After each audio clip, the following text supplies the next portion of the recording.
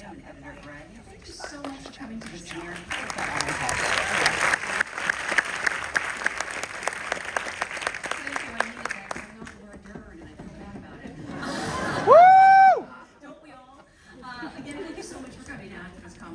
With the stars of Nyad. I am so pleased to welcome tonight's guests. They're simply two of the best actors working today. Between them, they have 9 SAG Award nominations, 19 Golden Globe nominations, and 10 Academy Award nominations. They both just earned their 5th Academy Award nomination for their work in Nyad. Please welcome Annette Bening and Jodie.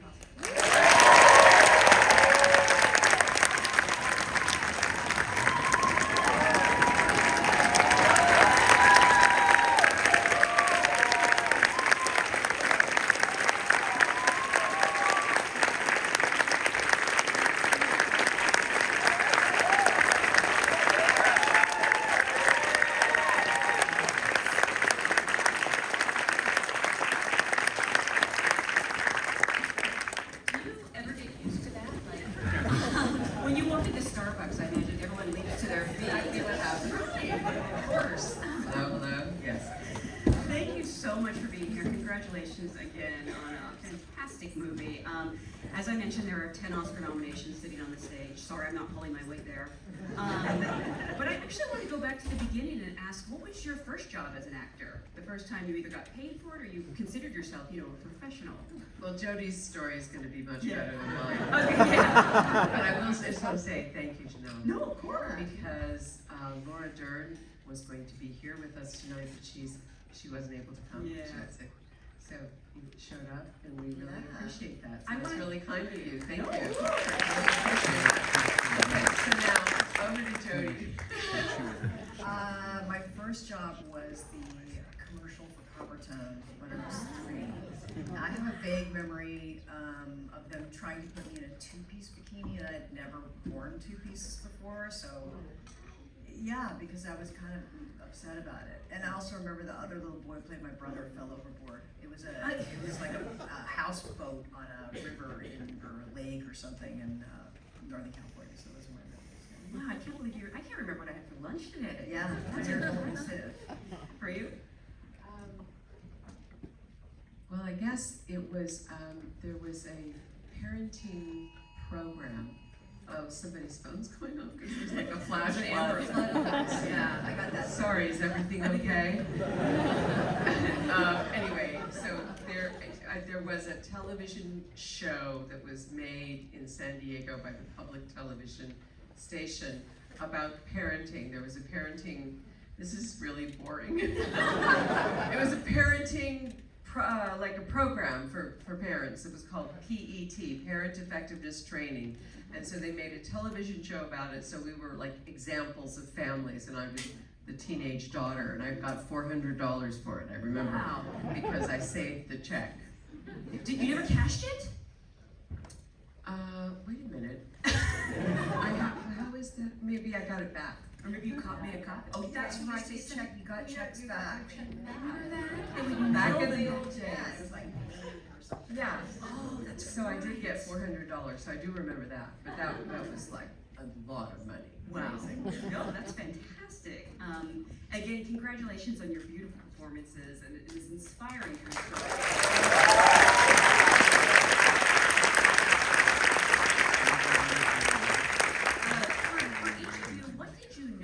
or think you knew about Diana and Bonnie coming to this story? Because I'm embarrassed to admit this, but I think my first experience with Diana was Dancing with the Stars.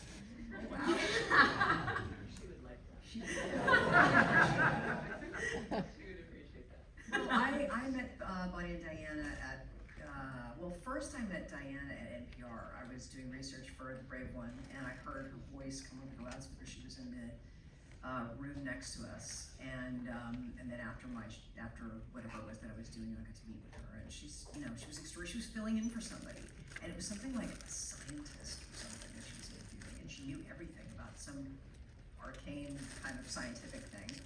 And then I kept meeting Bonnie and Diana at like barbecues and friends' houses and like a Christmas party, and because they go everywhere together. There's no place in the world that they're not together. So and they bicker, and so it was just fun watching them. And I thought, oh wow, when the script finally, when I first read the script, I thought like, oh, that's And so you knew that they were swimmers. I knew they were swimmers, but I knew them before the swim, before the final swim. And then, and my wife knows them pretty well, so when the final swim happened, you know, it was, everybody was so ecstatic. Amazing. Annette, for you? I certainly didn't know them personally. I had heard about Diana, and I'd heard about the swim, and I used to listen to her on NPR. She had, what's the name of the show? It's like The Beat or The Take. It was like she had a personal commentary thing on NPR where she would weigh in on controversial sports subjects. And I'm an NPR kind of junkie. So I remember hearing her voice. And then I became aware of her, just over the years. I knew about her. I didn't know, and I didn't really follow the swim at the time or anything, or the swims. So I knew a little bit about her, but I didn't know. I love how this movie focuses on this, longtime female friendship, which is something you don't really see much of in entertainment. And so much of it hinges on the chemistry between the two of you. And I don't know if there's like a secret club or like, oh, sorry. No one's ever told me my voice was too low. I hear the opposite. So I don't know if there's like a secret club where like the best actors in the world all hang out together and what the passcode is. But did you know each other at all? No, we didn't know. I guess we just ran into each other in passing. Yeah. I just remember this last week, but once we were at the Oscars, I can't remember, we were both at the Oscars at the same time, and we were both wearing the same dress. Or some version of the same dress, and it was like an international incident. And I got a call, and they were like, "You're gonna be wearing the same dress." I was like, "I don't give a shit." And then apparently, Annette said, "Well, I don't care either," and then we both went, and it was just fine. We all lived. We died. But I've forgotten about that. Do you remember that? Yeah. Armani. Did you end up under Who Wore It Better? No, I think nobody minded. I think They got mad at me because when I was photographed, I wore like a cape over it. They were like, "Oh no, you wore the cape." And we went to the dressing room, like, who cares? Yeah, that was our That's connection. right, I forgot that. No, so Jodie, see, we have See. And then you went to the secret club together. Then we went to that the you're secret denying club where exists. people hang out Yes. and talk about chemistry. Julia Cox's script. She's an extraordinary dialogue writer, and that lived-in quality was always there. I mean, I think from the first read there was that lived-in quality, and I think that we recognized that immediately and said more of that.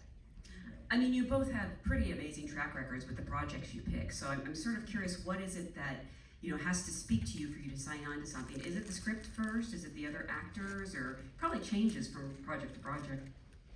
Well, in this case, I was signed on, and then we were trying to get Jodie to do it, basically. So they said they were going to send it to her, and then I thought, oh, she'll never do it. Because she's selective, and she's got class, and she doesn't know me, and she just said she's lazy, which she's not. And so then when they said, oh, she's interested, and then I was really excited. And then I got to meet her. She came to my house. And she sized me up, and she's like, okay, what's she really like? And we talked. You had a lot of Christmas tchotchkes. I knew we were on the right track. And I have a big dog, and she loves dogs, so that helped. What kind of dog? Newfoundland. Oh, that's a big dog. I have it, and she is so wet and huge. It's like having a wet bear in your house that wanders around and shakes. Yeah, especially tonight. Just so you all know, she weighs 130 pounds. Oh my God. And she's gentle and sweet. She's so sweet. When we were doing rehearsals, she'd get scared anytime that anyone yelled at each other. She'd angle up and just get really scared that something was She's very gonna happen. sensitive. Oh, that's so So sweet. she runs and hides if people fight. Oh, I love that.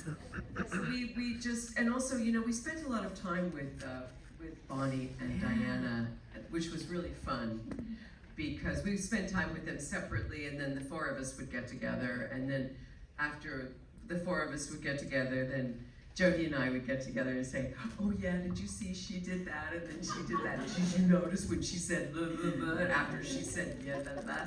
So yeah, we were just like really on watching them. They're so entertaining. I mean, they're in life, they're just super energetic. They make us look like slouches. I mean, they're just like so keyed into life and so excited, and they just have a lot of energy, obviously, to do this kind of crazy thing that they did. So yeah, that was really a fun thing to build that, you know, and to observe them. And Yeah, their family. I mean, they're each other's family. They spend every single day together. At some point, even if Bonnie or Diana says, I don't want to see you today, they're still on the phone. Diana's calling her. Yeah, they play tennis. They've really gotten into tennis, of course. Oh, and they just won a trophy. They just won a big trophy. They won the over 65 at their whatever their For tennis or swimming? tennis for tennis. They're big tennis players now. Yeah. So yeah, we just got that picture of the two of them with their trophy, you know, the over 70s or whatever. The interesting thing is that they play doubles, but not on the same team usually. I love that. Because Bonnie gets really mad at her. Because Diana talks during the thing and then doesn't pay attention or does something wrong, and Bonnie yells at her, and And Diana's like, why are you yelling at me? And Bonnie's a serious racquetball player. She was a world-class racquetball player. Wow. So anyway, has nothing to do with it.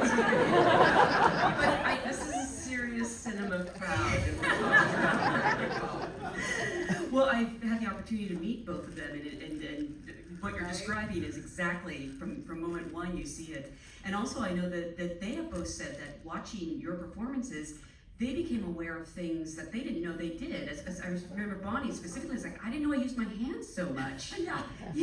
Were you There's a few things she hasn't divulged that she's like, oh, do I really do that? That Jodie was doing. Yeah, Bonnie has said that. Yeah, she wouldn't even say what it is, but because it's, yeah. She said you were studying her. She must have been studying her the whole time, and she didn't even know it. Well, they're all pretty obvious. It doesn't take a lot of studying. I did, you know, she was very nervous when I came to her house, of course, and I was like, I looked at her closet, and she was like, here, look at my stuff. And I was like, well, it's, you know, it's neat, but then it was just like, gray t-shirt, gray t-shirt, gray t-shirt. And also, Shorts. and also, like, you were talking for a long time, right? And she was Oh like, yeah, and she doesn't, you know, she has a little bit of ADD, so she can't actually talk to you for more than 5 minutes. So she's like, this is the longest conversation I've ever had. The longest conversation I've ever had. And you know, the movie, something I really appreciate about the script and the film itself is it does not shy away from showing the pricklier aspects of Diana. Was she okay with that? I think that the entire subject of how to depict her was really a challenge for her. She's an incredibly insightful and very charismatic woman, but if you could imagine for a moment, each of you, someone's making a movie of your life and they want to show all sides of you. Yeah, I think it was a little challenging and for her, which of course I totally understood, and I knew that we needed to create a character arc for her. So, and she does have a side that's hard, maybe we all do, but she has a heart that's hard for her to see, and she has a single-mindedness and a kind of thing about her, obviously, which is why she's able to do this swim, that does, I don't know how to put it, maybe you can put it better. I mean, she sometimes isn't aware maybe of how other people are feeling. But I also feel like that we don't see these kinds of characters very often because of what that means socially. It's like women are supposed to behave a certain way. You know, if Muhammad Ali says, I'm king of the world, and he's an athlete, we all kind of go, well, that's what a guy does. But if a woman says it's the Mount Everest of swims, then people are maybe not as comfortable with that. But she was very understanding, and she knew that we had to take certain liberties in order to create a narrative, because real life stories don't have narratives. And I think she began to trust me, and we got to know each other very well, and I got to have very intimate conversations with her, and I think she began to understand that there had to be some things that just did not happen, that we needed to put in the movie in order to create a story. And she was good with that. And then when she eventually saw the movie, which is what I always felt in the back of my head, is once she sees the entire thing, then she'll say, oh, it's okay. But that there were moments, I think it was tough for her. Did she, I think maybe one of your directors, who I can't believe, by the way, Jimmy Chin and Nyad Reily, this is their debut narrative feature film. They've won the Academy Award for documentaries before, but it's just stunning to me, like right out of the gate, how great they are with actors. They said that she said something kind of offhanded, like, you know, I'm not that mean, or something like that, and Bonnie was like, yeah, you are. Yeah, I mean, that's kind of the dynamic between them too, is that Bonnie will be the one to sort of say, Diana, come on. I mean, it's really very funny. And Diana will tell a story, and then Bonnie will say, that never happened. You know, and Diana's just a natural, she's a charismatic storyteller. And anybody that's a storyteller has to embellish it a little bit, right? I mean, that's the deal. My husband certainly does. Not to name drop, but yeah. Like, you know, he'll tell his story and I'll think, oh, that's a little different this time, isn't it? You know, I don't know that I know how to do that, but Diana's definitely, you know, she's just a character. And she's like a wind machine, you know, she's just like out there. And so much fun to be around. Yeah. But yeah. Knowing that you're going to play this part, I want to talk about all the transformation, but first of all, the physical transformation is just incredible, and you had to know taking this on, because I know you don't do anything halfway. So was there some hesitation in signing on to a role when you knew that you were going to play one of the world's greatest athletes? There was not. Only because I didn't really think about the swimming first. No, I'm not kidding, which sounds ridiculous. But I read the script and I just loved it. I just thought it was such a great story. And I loved how impossible she was. I loved that about her, and I loved the character, and I thought, man, have I never seen this. Not only that, but the relationship between these two women. And so no, I just immediately grabbed it and thought, this is great. I was so curious about her. I was so stimulated by the idea of trying it. And then I really thought, oh, wait a minute, like swimming. Swimming and me in a bathing suit. That was the other thing I hadn't really thought about. Wait a minute. Me in a bathing suit. Wait, what am I thinking? Yes, it's a great part, but so I had to really. On the phone, and you said to me, oh, you know, you're so brave. I'm like, brave? I'm not the one who's getting in the water in my bathing suit at night. And I heard this, there was just like a pause, and I realized that Annette hadn't thought about that. You're right. I remember when you said that. I remember where I was sitting in my house, and she said, yeah, I'm not getting in the bathing suit in the middle of the night, Annette. And I thought, oh yeah, that I am doing that. Shit. So, yeah, no, but that's okay in a way. I mean, I think that you know, I have that tendency in life. I do dive in and then figure it out and afterwards, and that's all right. You know, I learned a lot. I was very humbled. I was really humbled by the swimming because I'm in pretty good shape and I exercise, and I have since I was 20, and then I got in the pool and I thought, oh, like the hand going in the water and, you know, the whole stroke, and it was a lot of work, and I loved that, and I loved the challenge. So it ended up being cool that I got to have that big challenge. But you know, when you're doing it, I mean, now we're talking about it in retrospect, right? And when you're doing it, you're just filled with uncertainty. You just know, well, maybe, you know, I'll do some, and then maybe they'll have stunt people do some. I don't know, am I gonna be able to do it or not? I've certainly never been in a tank in the Dominican Republic, making a movie by a boat. I mean, you know, I don't know what's gonna happen. I wasn't quite sure what would happen. And then we also got delayed a little bit, so I got to swim a little bit more, I got to train a little bit. But also Jodie was with her trainer. Yeah. She was like, Annette, I have to eat chicken or whatever. You were eating a certain diet, and you were very disciplined about your workout regime. Jodie. Yes, I was. Well, and didn't you, I mean, I feel like you spent more than a year preparing for this part. I don't know if that was because of delays or... But yeah, I think it was about a year, but that was great because then I hired an Olympic a swimmer, Rada Owen, who was in the Olympics in Sydney. Is that Rada over there? Those are Rada's parents. Greatest peeps. Oh, Oh, how'd she do? Fantastic. Yeah. You're kind of on the spot though, aren't you? No, Rada's awesome, and she teaches kids. So she teaches beginners all the time, and she still loves to swim, which I think matters because some athletes get burned out, and they don't really love the sport anymore, but she does. So she was very patient, and she knew how to train me, and she understood the demands of a movie. You know, I didn't actually swim from Cuba to Florida. I just pretended that I was swimming. So, you know, there was a lot of, okay, cut, all right, reposition the boat. I got to swim over to the little warm spot in the tank where they have this like a warm spigot coming out. So we really worked a lot together, and it's great having a challenge, right? Yeah, I mean, it's that's great. part of the adventure, why you do it, and it's the way that you enter into the skin of the character is through physicality and through being obsessed with the same thing that they were obsessed with. So that's, you know, that's our job for 6 months is to be obsessed, you know.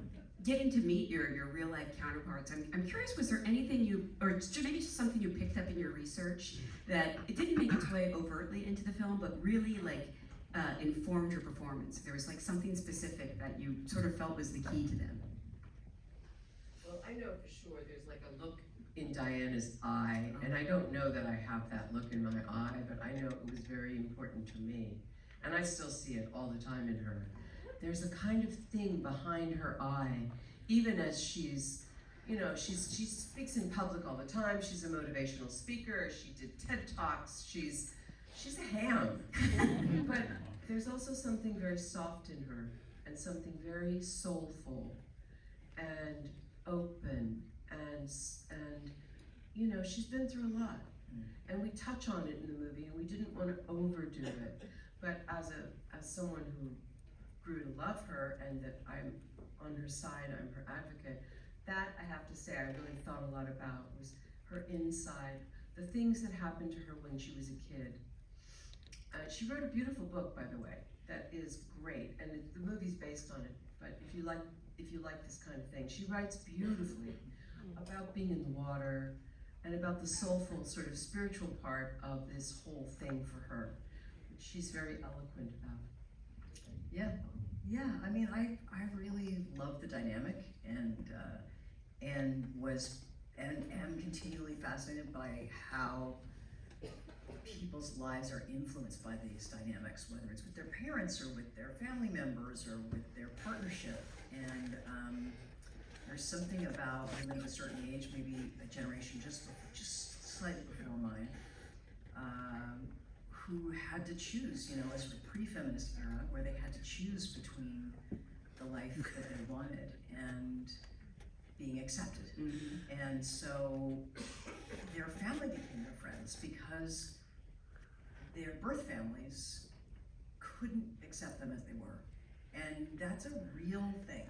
It's a real thing of you know, lesbians who have chosen these families, very often ex-partners, who know them better than anybody, and it's just this lovely cocoon of people that you know have your back. Yeah. And the way the two of them have developed in concert as partners is in some ways is very, very beautiful, but is also sort of tragic too. You know, like the part of Bonnie that says, you know, when I'm just like, I'm just here to clap for you, you know. What about my life? What about that? That's very true in a relationship, and it has influenced Bonnie. Even the fact, you know, there was a strike, right? You guys all know there was a strike, and during the strike, we couldn't participate in any of the Q&As and all this stuff in opening up the film for people, and neither could Diana because she's an SAG member as well.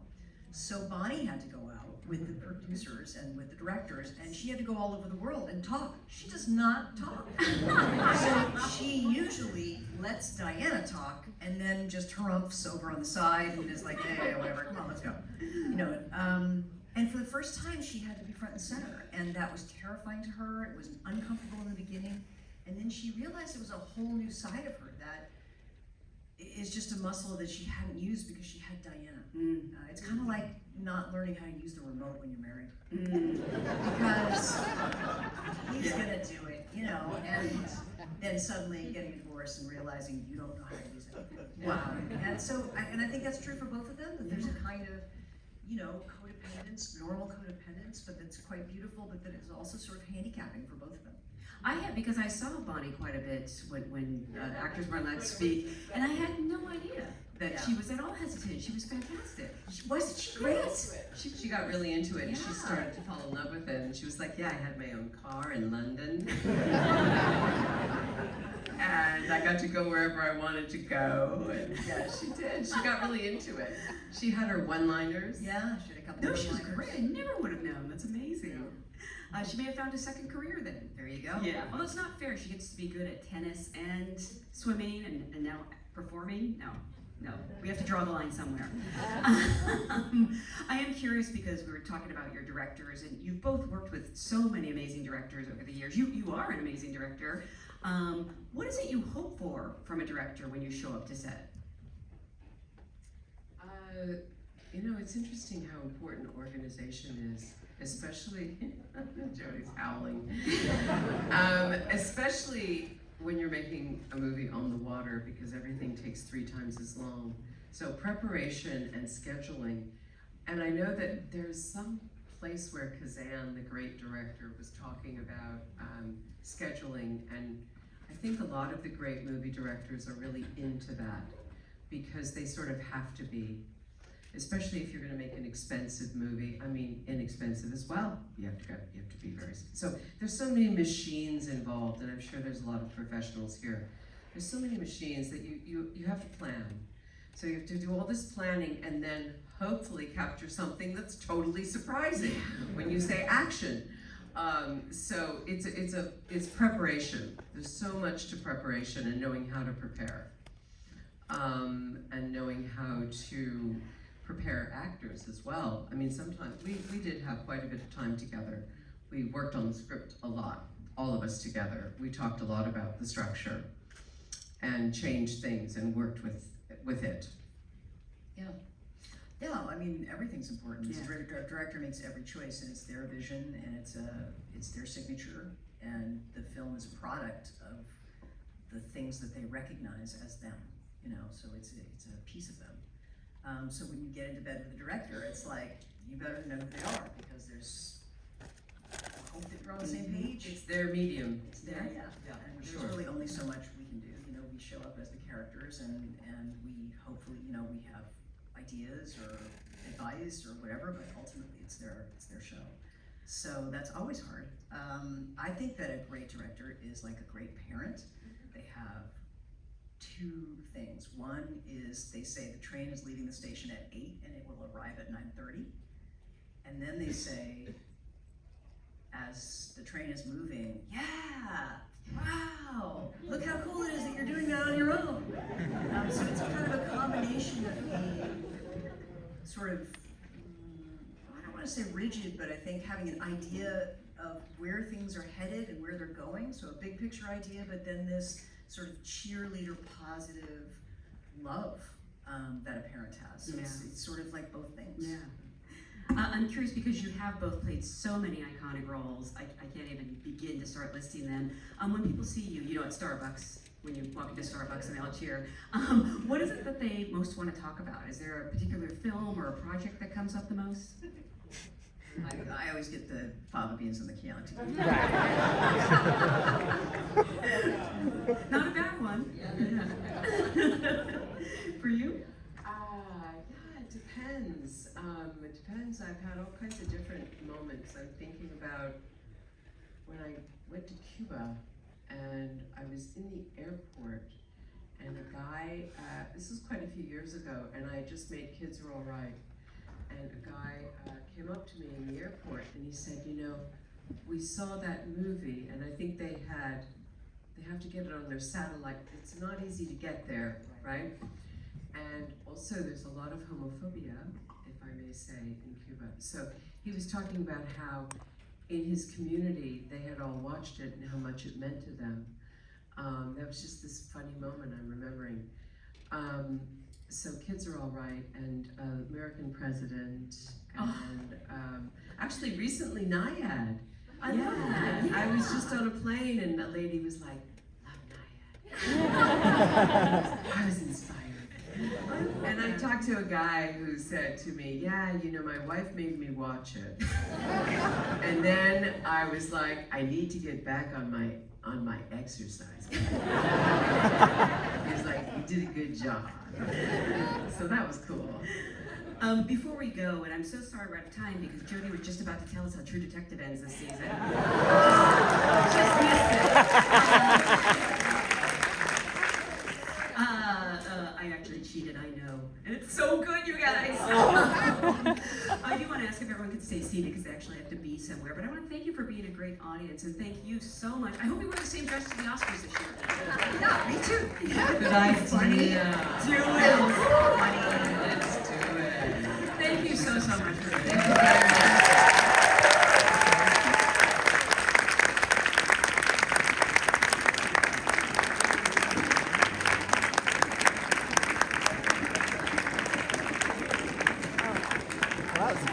I know. Can't believe it out. I texted her because I texted her right at the beginning because I was like, maybe she's just standing outside. I know, I don't wasn't know. sure. And then after an she's like, I hour went by, left. I'm like, okay, she's probably Yeah. gone. Yeah. No, she texted me. She's like, I got every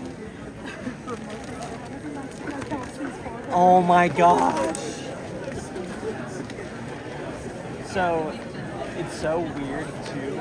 I think it was like kind of an arrow curse because when